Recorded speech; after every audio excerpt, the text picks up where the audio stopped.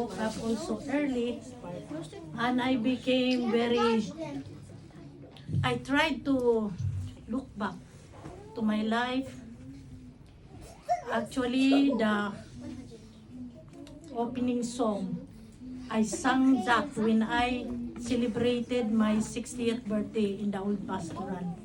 And it was uh, Jay who was playing the guitar at the time. I really sang that song when that was 8 years ago when I celebrated 60th birthday.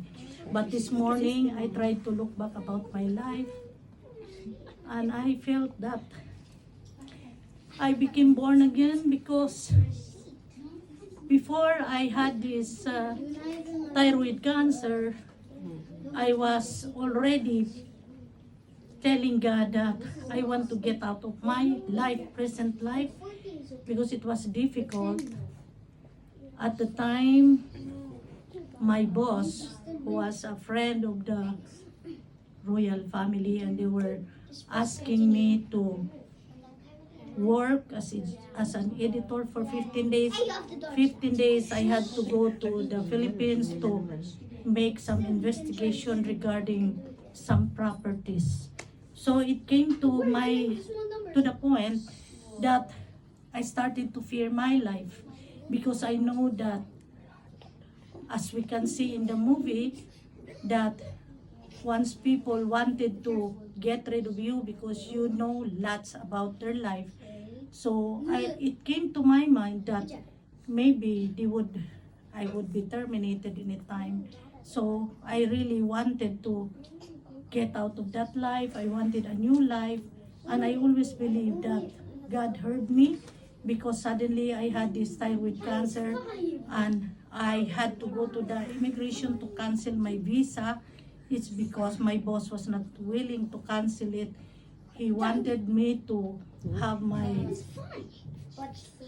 hospitalization only in the place where I was worked. It's because the company actually gave me 100,000 US dollars health insurance, including accident insurance. So they said it's American Insurance Group, AIG. So they said if you go back to the Philippines, you may not be able to avail of this. So you just have your hospitalization here. But I had in my life, in my heart, I had a strong feeling that I want to look for a second opinion of the doctor in the Philippines. I always believed in the capability of a Filipino doctor. The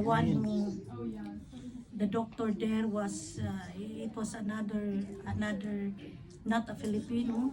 And so, today I started to look back all the things that when I became a journalist, I had many times I was between life and death, like when there was a boat in the Cassandra, which had it had met an accident in the middle of the sea. It was from Manila going to Iloilo.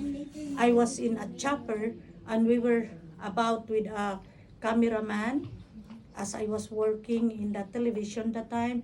So we were actually trying to take the the shots of the all the, what you call this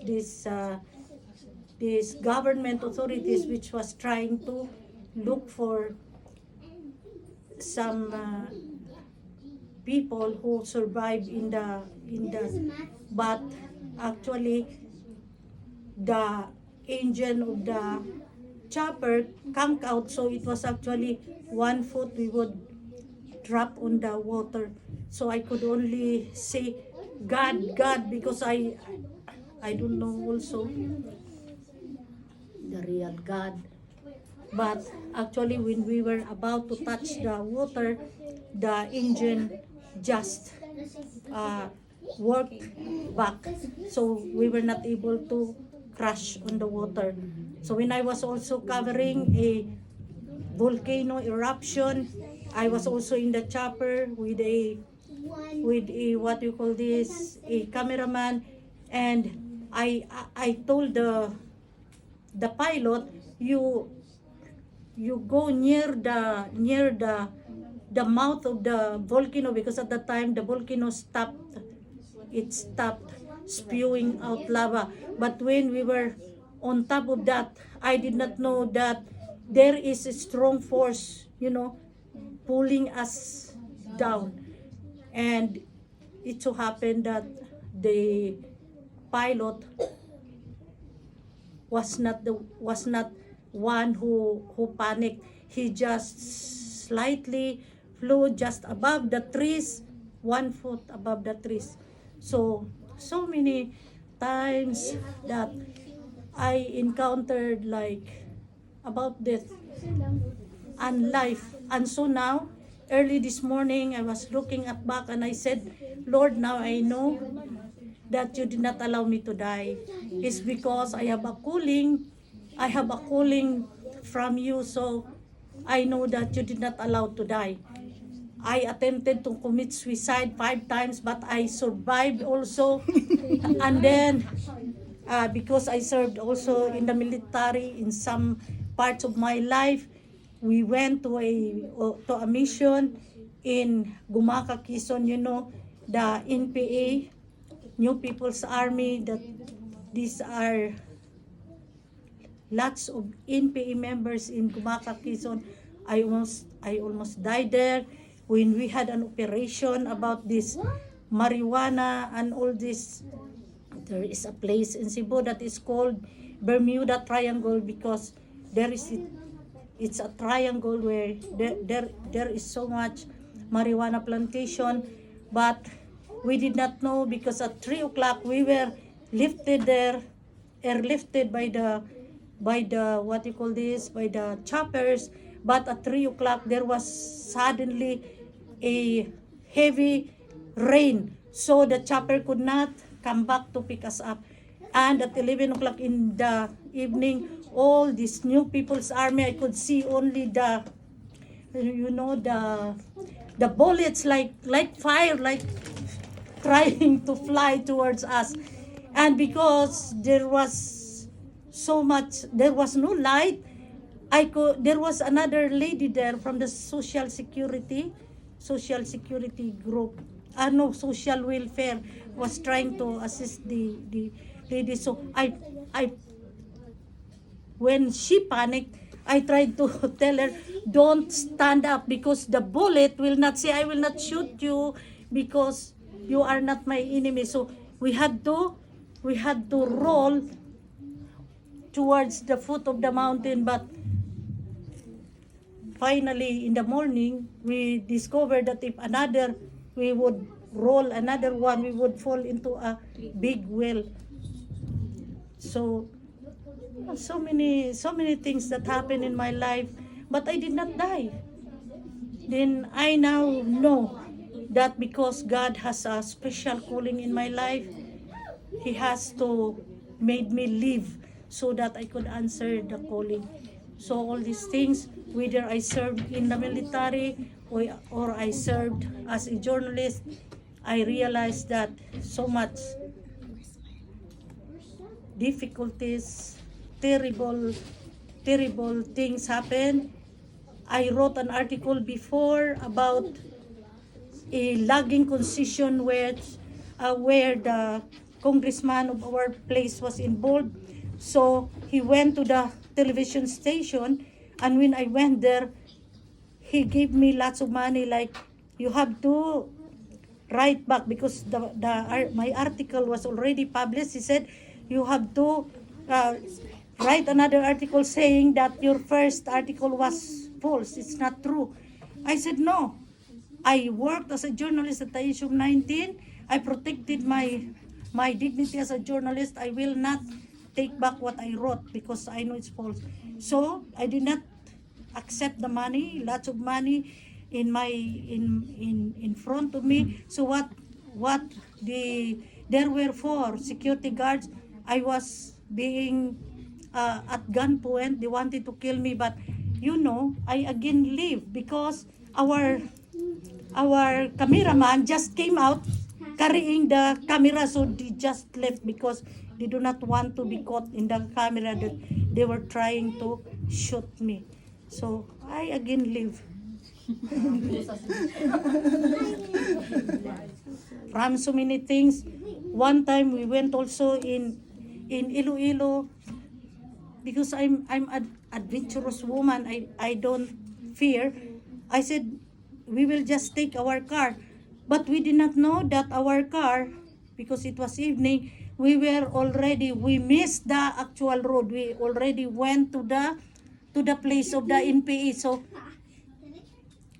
actually I had the driver and myself, we had our own what do you call this, the gun, but we hide it there. But if had the check, then they could have killed us, because there were so many NPAs and they were trying to tell us, where are you going? And I was so fast in saying, I'm very sorry because we lost.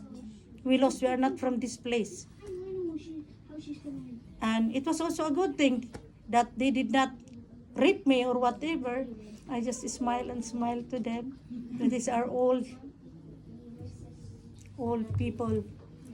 I thank God for my life, really, that now I always think that God made me strong even before I became born again, so that now that we are fighting the devil, we are in a deliverance, we are in spiritual warfare, I will not fear, because my life has already been used to all this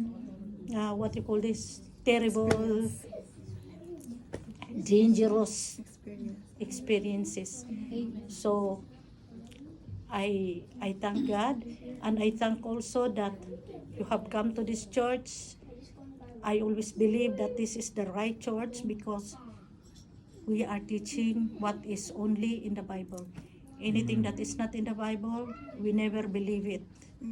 So even if someone would like to argue, I always stand, because I don't know how many times I've read the Bible after I finished. Now I'm reading again the King James Version, but I'm now in the book of Zechariah, almost finished in the Old Testament. Because after I finished one version, I have 15 versions in my house, because after this, I read again another version. So do not be afraid, even when there is danger in front of you, because there is one who can always protect us, and that is God. Amen. Because all these years He has protected me. I have been saved from thyroid cancer when I was dying. I was actually dying. I was already skin and bones, but when I met Yeshua HaMashiach personally, He appeared before me. He always speak to me. And so I always believe that our God is always with us. It is true when He says, I am always with you. He is really with us. Amen. Anytime. Amen po. Thank you very much.